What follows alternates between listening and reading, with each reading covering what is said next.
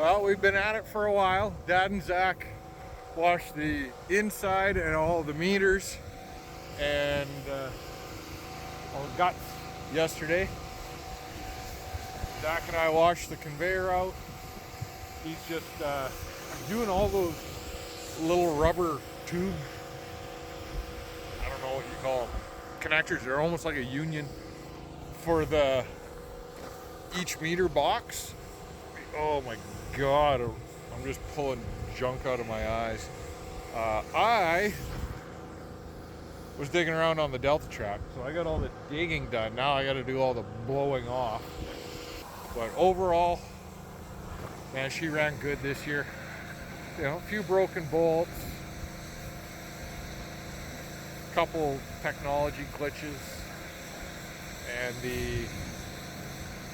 I think the only real serious breakdown we had on it was that they broke that mount on the hydraulic arm, or the conveyor arm, the hydraulic mount. So the cart pretty much done. The toolbar is not done. The Delta track is not done. It's probably what, 3 o'clock by now? 2:42. There's still a lot of stuff to pick away at on the Delta track here and blow off. Same as on the toolbar. We'll get them cleaned up decently. And then tomorrow, so one problem we have is we have really hard water at the farm. Well water at the farm is hard. It leaves a lot of streaks. So I like to run that little firefighting tote to town and fill it with town water.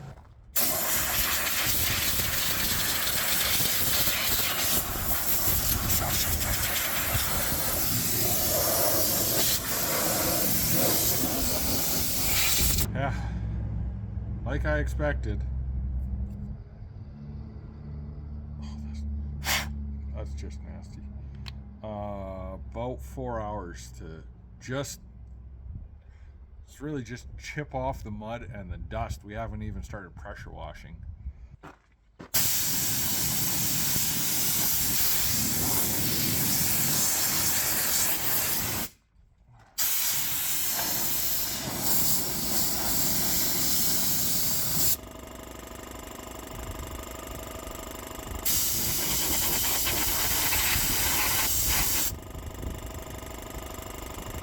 Really don't look any better, do I?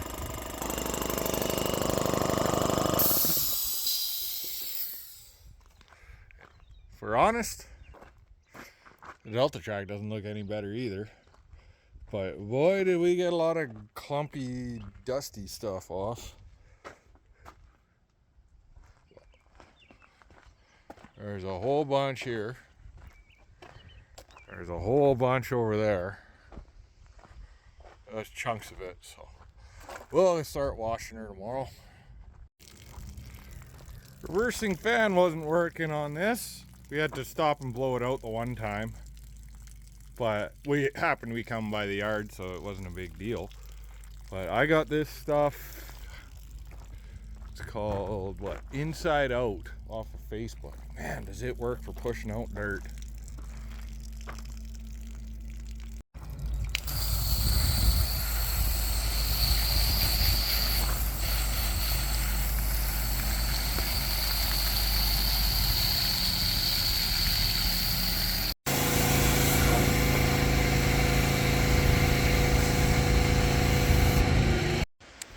Hey folks, you'll notice I parked the drill and I disconnected the tractor. I forgot I was going to do a video, so I'm going to do a video without the tractor. This is our second season running the new Vaderstad, the Icon system. We went from the old Vaderstad, or it was Seedhawk, before it was Vaderstad, before it was purchased. So I'm going to break this down into 3 sections: cart, toolbar, and software. So there's some stuff that works together and some stuff that is kind of separate. Some things I wish they'd change. Some things, most of my qualms are about either primarily software and a few of the design problems. So I'm gonna start on the toolbar, cart, and then go to the software. So let's start at the front really quick. I like the hitch, that it's got this bushing in it and is greasable. It'll stop the key seating, which we had probably 3/8 or half an inch in our old one, just wear over the years. Versus you grease it, it should never really wear that much. Nice labeled, all of the hose colors and what they do. It's all over here. I added the Outback wraps just for our sake so that we know where to hook everything up. This little walkway is nice. I wish that it had this to the front and then you could walk up. So that might be something I do this year. I've purchased some stuff to make walkways. I wish there was walkways that you could just kind of, something easier to stand on rather than this painted steel. That's going to be slick. Something, I got a question about it. I can't remember if it was this year or last year, but the guy had mentioned, well, do you find that you lack weight on the hitch? And I said, well, we didn't notice it last year because it was pretty good conditions for seating. This year we had some that was a bit muddy, and you know, we had a little bit of slippage here and there, but we weren't extreme. But he said, yeah, they like a tow between because you get the extra weight transferred to the hitch, so better traction on the tractor, which is really nice. And I'm kind of looking at this and I said, well, if they don't have the wagon steer like the cart, and I would like to see wagon steer and a high float potentially, but if not, this could actually get a hydraulic in here that has some travel to it. You might have to beef up the hitch a bit, and it can sit there in float mode all the time, and then maybe you have the option to transfer some weight to the hitch if needed, and then it's on a bypass loop and whatnot, much like the shanks are, you know, pressure limited to 1,000 pounds or whatever, and it would put pressure and still be able to contour because it doesn't move left to right, only up and down when you're going through the field. The new casters I like a lot better than the old ones. They never catch on the frame. We always had that issue on our old machine. We are starting to see some wear, but it's a lot beefier of a design than the old ones, so we'll jack this up in the spring and tighten things down a little more. The blockage is great. It's intelligent ag. I do wish that they had the mass flow. That's more of a software issue, but we added the mud scrapers, and we started to have issues with these ones, this style. This is the standard style. This one, I think they call it offset. And the problem being that, and I talked about this in a different video, is that the way these guys get lined up, the mud wants to ride and then fall in here. And it'll get itself piled up instead of being, you see how the wheels offset to the inside, it'll ride up and shed off away from the backbone of the shank there. Folding's nice. Tower height is nice. It does look bulky and tall, but at the same time, it's nice working on it when you're walking around. You're not hunched way over. Walkways, definitely needed. I'm going to work on that. I'm disappointed in the amount of stainless. I think there should be a lot more stainless piping going on.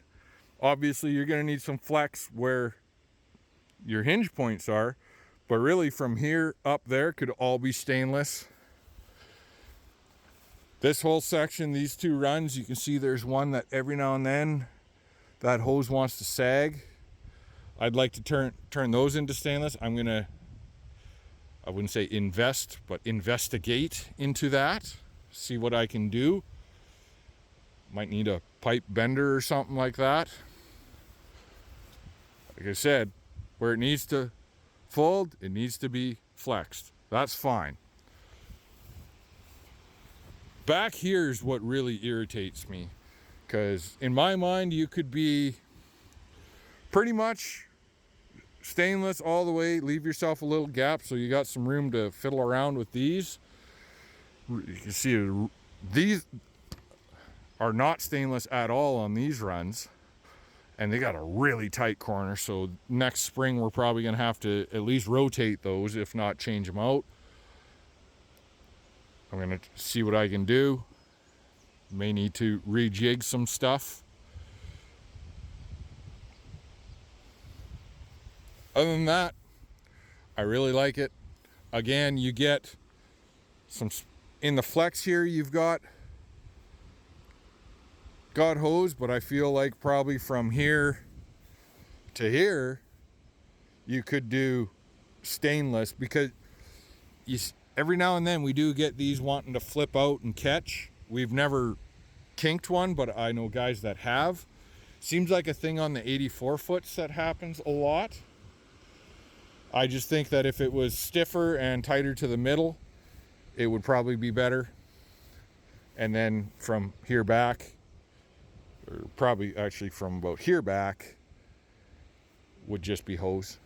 Oh, one thing Dad had mentioned is he feels like, and I think he's right, that the newer style of shanks don't have as much travel as the old ones. You get to a certain point where these, well, they don't look like they've hit up there. I don't know if they're limited by the cylinder, how far they can contour the ground, but he did see some points where he was going across something and they lifted out because they couldn't get down far enough. We had very few problems with the toolbar this year, nothing out of the ordinary. Couple hoses get pulled out, you know, the occasional blockage, couple broken shank bolts, but we haven't had any broken U-bolts, which is nice. We used to, on the old girl, we'd have several per year break, and I think that's just wear and tear and tight turns, because they get pretty good side load if you're in the ground and turning. I'll probably get some spares made up. I like aftermarket ones. I don't like there's a place in Regina that makes U-bolts, and I think they make them a lot beefier, probably better steel.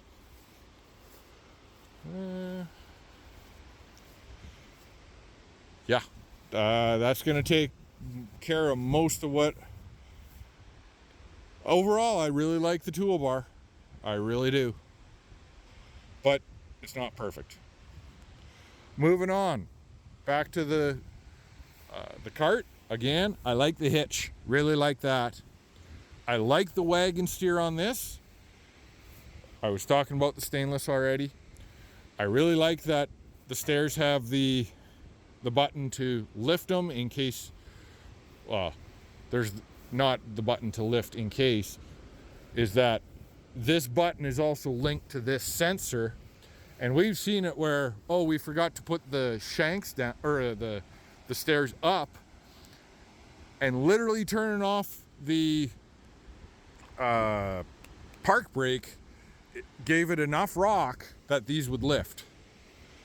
How long these gas cylinders last, I don't know, but they're worth it. It boils my blood that these are not greasable. I've seen some guys, there's a machine shop in Oxbow that they have a conversion to have that greasable. That's something we're going to take a look at this summer. Make sure they're in good shape and possibly change out.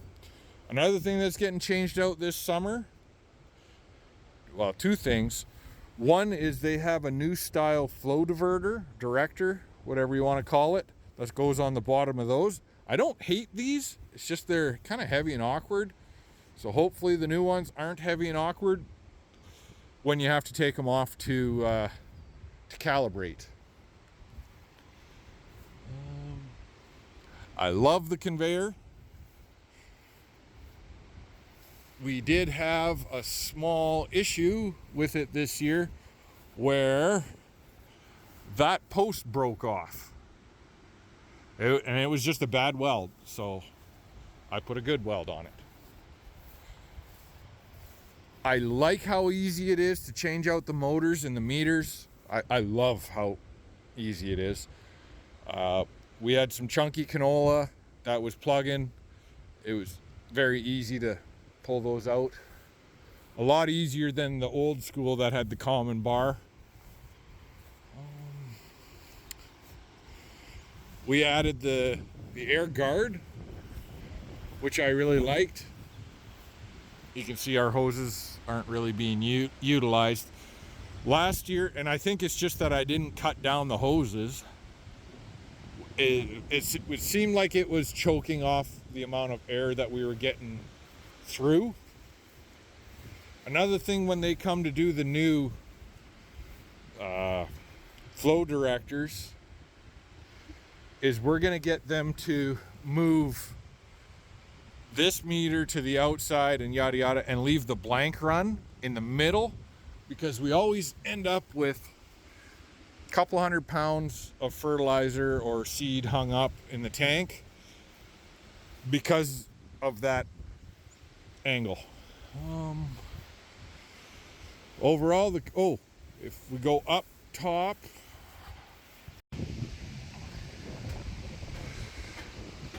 I don't love the hatches. I like the style of them. I wish they were raised, because you'd be able to get a bit better. I also wouldn't mind them. I think I saw in the 1350 tanks that they were turned. The back tanks, whatever, but the old flexi coils were lifted up a bit. I know it'd be a lot more welding, but you'd get some more product in there. It's pretty minor. The conveyor is great, except you need to make yourself, we were using the broom for a bit. It will give you a hell of a static shock when it's running. I ended up making myself a little, I was going to mount it here and I forgot as well now that I see, a wooden dowel with a hook, just to hook onto the nozzle so that you can direct it and not get shocked. And that worked really well. For I want to say it was a $20 fix. Like, it was $6 or $8 for the wooden dowel, and probably $6 or $8 for the hook, and then a little bit of time drilling the dowel out. And it's really nice that you can bring the iPad out here and calibrate, being wireless. We did have a couple times where this guy seemed to lose connection, which was irritating. So you're sitting there rebooting for a couple minutes, and then it connects, and then you're off to the races. But you'd also have to pause your job and all that stuff. The remote is great. You can adjust your speed of your conveyor. You can see what's in each tank, that kind of stuff. All the controls at your fingertips. So as far as the software, it's pretty good, but it could be a lot better. They did make some changes from last year to this year. They ironed out a couple of bugs and glitches. It seemed to hold communication a bit better, but we did a lot of it where it was hardwired. We have the data hub. We still have the experimental one, which had zero issues with. Landscape mode, number one thing on my list. Number two is a day and a night mode, because I feel like both of those options are extremely simple, and you just don't want to be looking at the black background during the day, because you get so much glare off of it. But at night, that is fantastic. So if they had a light version, instead of you having to do the color invert on the iPad and change all of the colors, I just wish, hey, we have a gray version or a white version and the black, or all three of those. So did that. Number 3, as far as software, is I wish that you could customize it a little bit. Both iPads, the top pretty much third of the screen, if not half, is all the same information. Now that causes an issue because every now and then it does want to switch from the control device to the other iPad and vice versa. And we do have an issue when that happens, is that you lose your Bluetooth switch box. So if they could find a way to make it so that if it is called a user, it is unable to connect to the Bluetooth, because it will still be connected but non-functional, and instead, no, you need to connect to the other Bluetooth. You know what I mean? That kind of sucks. We've had that several times happen. I wish that the user display was almost a split screen, where you could have two different things going on. Where you could have your blockage and maybe your job, or different. You could customize it. I wish they had a data page. That would be fantastic, so that you could sit there and go, okay, all of my meters are running 45 RPM, or the tank weights are this, that, the other, system voltage, that. I think that would be really, really nice to have. And you could have that on top, that on bottom, and a different profile for the user versus the control device. Control being the one that should be hooked up to where you can edit stuff. I don't love their coverage mapping, where it gives you a couple of different acres completed based on your overlap and this, that, the other. I almost wish they'd simplify it, or add another one that says acres covered, because they have like acres seeded and coverage or whatever, and the coverage is corrected somehow. It's just very confusing to sit there and go back, because you get 3 or 4 different rates when you sit there. Okay, I'm calling for 350 pounds of fertilizer.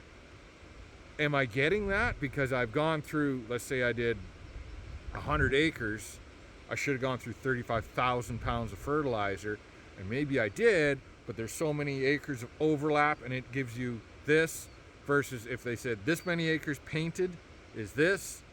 So okay, I'm getting 350, not I'm getting 363 because I've got a couple percent overlap.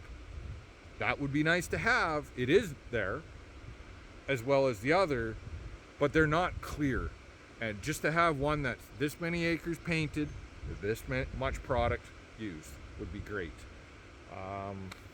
I wrote down a few other things. Oh, we had some issues with VR. We were using swap maps on about a third of our farm this year. And the first couple, we had some issues. We had peas went on way too heavy. We had another where it wasn't, I think it was the fertilizer. No, the durum was low. I can't remember. But it wasn't reading right. And then I had to take it back. I re-downloaded everything, and it seemed to work fine. We're not really sure why. Like I said, a data page. Be nice to fine-tune your blockage a little bit, in that you could sit and have that mass flow. Now, I know the mass flow is kind of harder when you're in sectionals, but mass flow as a percentage of normal or something like that. The old Intelligent Ag system, that was its own thing on our old drill. We absolutely loved it, because you could fine tune your flows to a real tight range, so that you could actually see blockages before they're happening.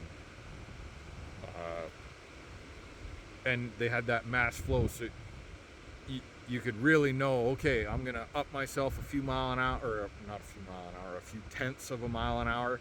That should go up 4% or whatever, and you see the mass flow, and it's just a made up number of the total noise, but it helps.